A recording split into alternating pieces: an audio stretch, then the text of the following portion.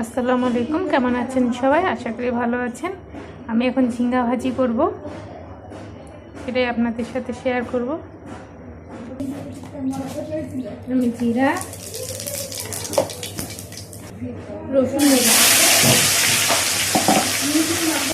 আমি দিয়ে দিলাম এটা তেলের উপরে। আমি এখানে একটু পেঁয়াজ দেবো, আমি পেঁয়াজটা পরে দিলাম।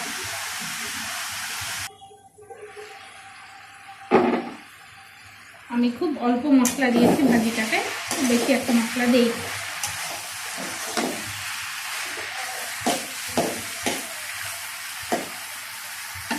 এখন আমি ডিম দিয়ে দেবো।